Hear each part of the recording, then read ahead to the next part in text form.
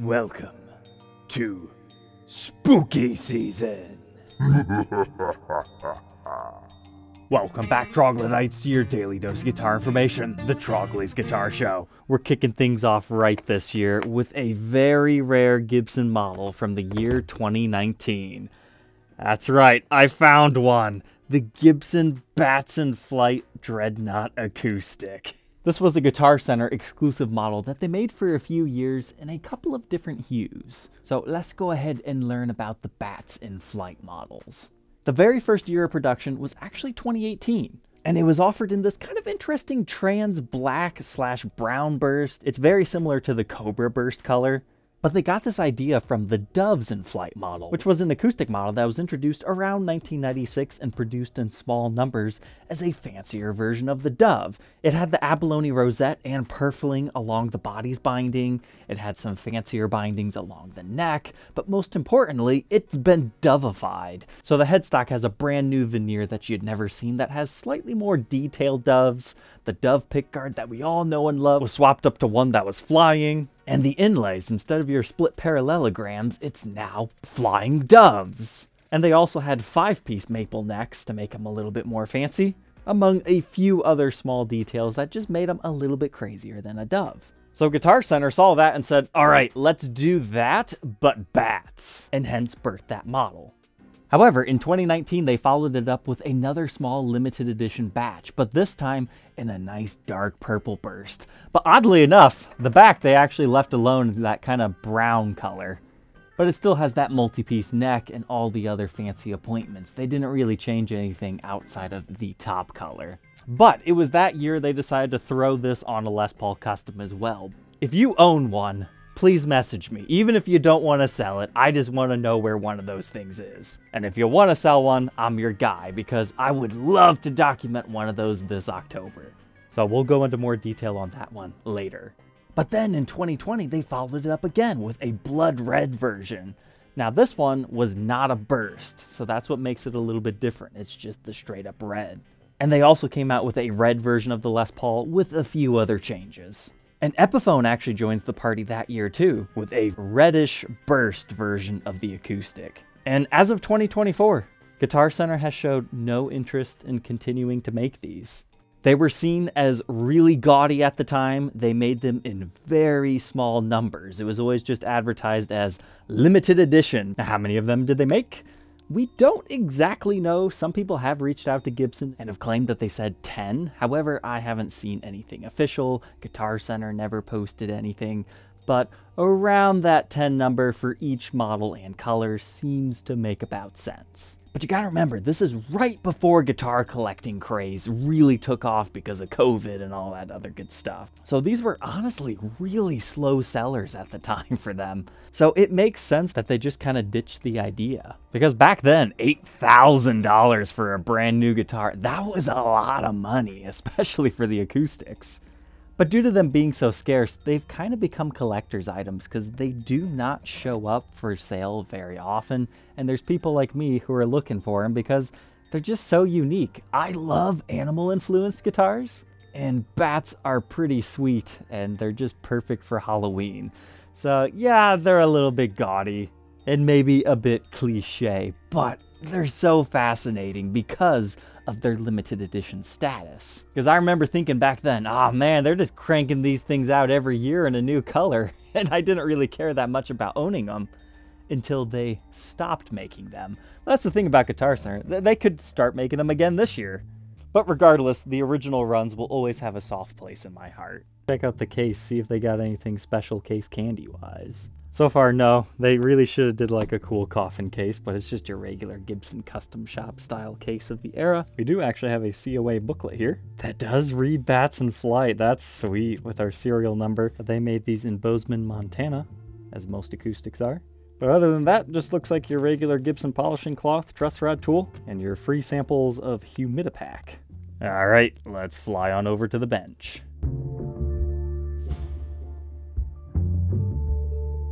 Inside the Bats in Flight, I was in for a real shock. This does not have electronics in it. It is just a straight up acoustic guitar. Here, I thought most Gibson acoustics created nowadays just plugged in at the bottom, but no. This one is dedicated acoustic, so that's interesting. So this is what's called abalone purfling. It follows along the binding of the body.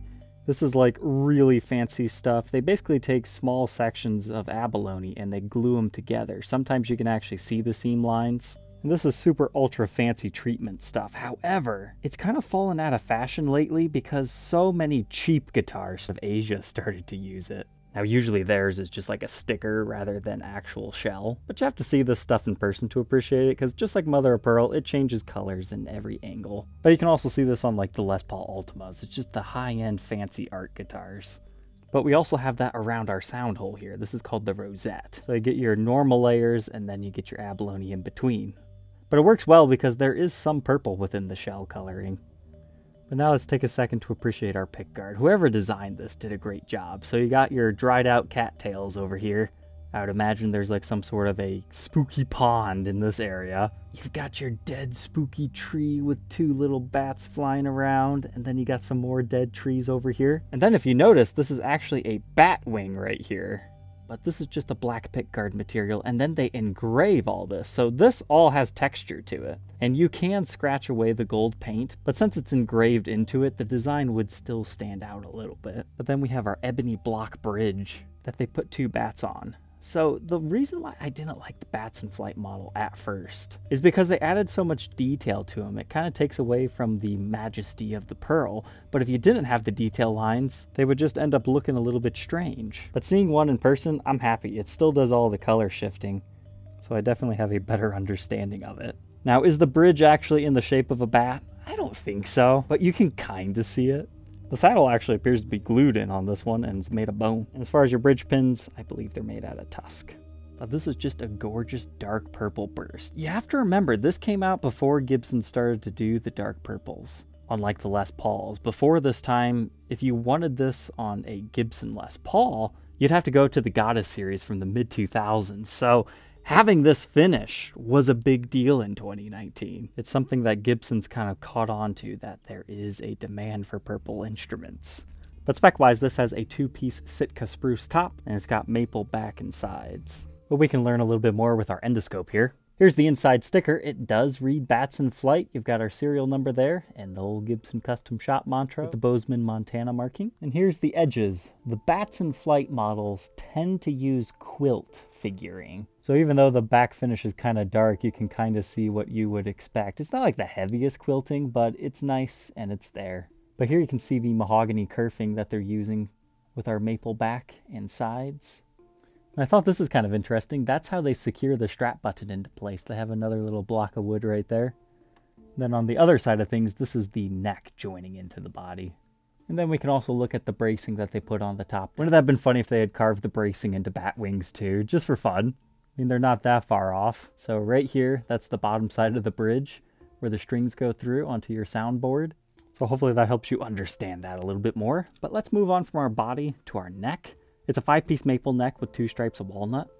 And we've got 20 frets here. Now the fretboard and the binding is really exquisite. For some reason, I always thought there was a chance that these bats, that they would actually be pearloid rather than mother of pearl. But again, they do color shift. They look fantastic in person. Photos have not ever done these justice. Although I think I still would agree that the bats do look a little funky, but hey, you know, you can only do so much. They're a little bit cartoony, but that's the style I generally like anyways. But your 12th fret has 2 bats. They kind of make an M shape before you get to your other ones down here. But you've got your fancy curly Q at the bottom. If you notice, you have 3 layers of binding right here. And if you look along the edge of the neck, you get another layer right before it stops. So these are just ultra fancy. And here's another difference between the Dove and the Doves in Flight model is the Flight ones get true ebony fretboards. And this is built within the Richlight era.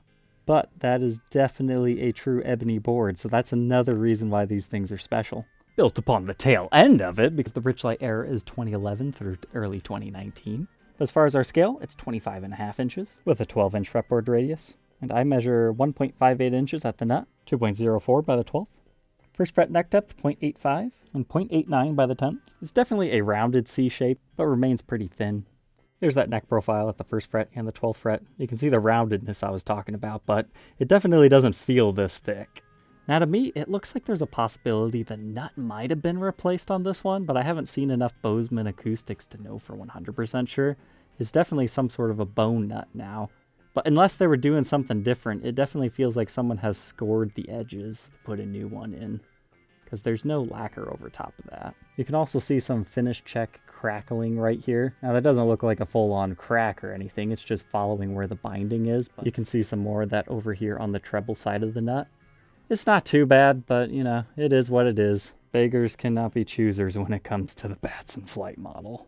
But now let's check out our headstock. Similar thoughts up here. I didn't know if the bats were going to look good in person or not, but this one's starting to get a little bit of a yellowed hue to it. These things are going to be so cool in the future, especially the bats when they're all ambered over. But our truss rod cover just reads custom, and we've got our 7 bats on top with our Gibson mother of pearl logo, and your headstock is triple bound, white, black, white, which is always nice and fancy.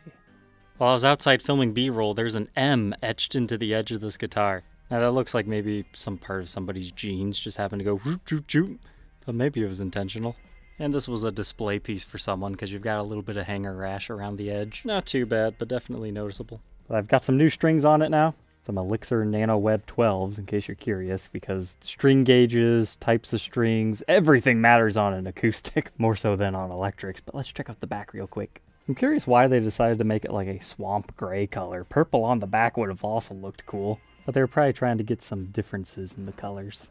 But this one does have one major blemish. Looks like it dinged up against something right here. But the maple wood grain's kind of interesting. You see that swirliness? That's actually the grain of the wood. Kind of matches the whole quilty nature of the back. Again, not crazy quilt. Usually you'll find red backs on like the Doves in Flight. I would say that shows off better, but you also have your line going through the center of the back, which is a cool checkered board design. And the edges are also quilty, but man, this is just not showing up in this lighting, so enjoy some B-roll shots.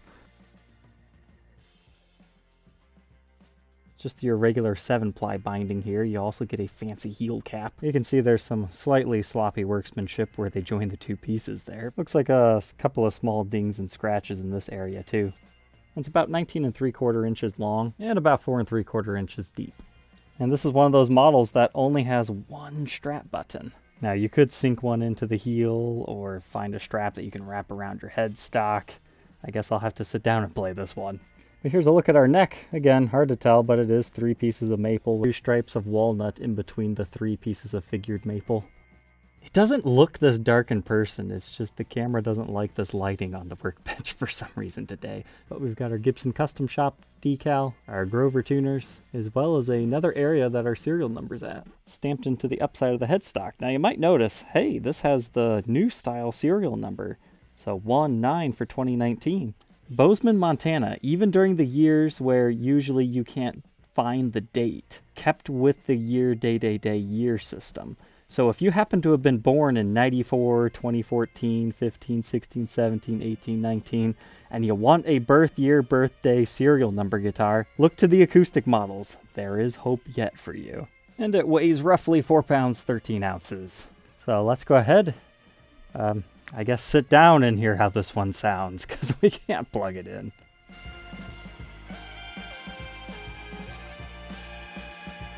Unfortunately, miking an acoustic guitar is just not my strong suit. I tried to get a nice mic in here and it just didn't sound good, so we'll just have some fun.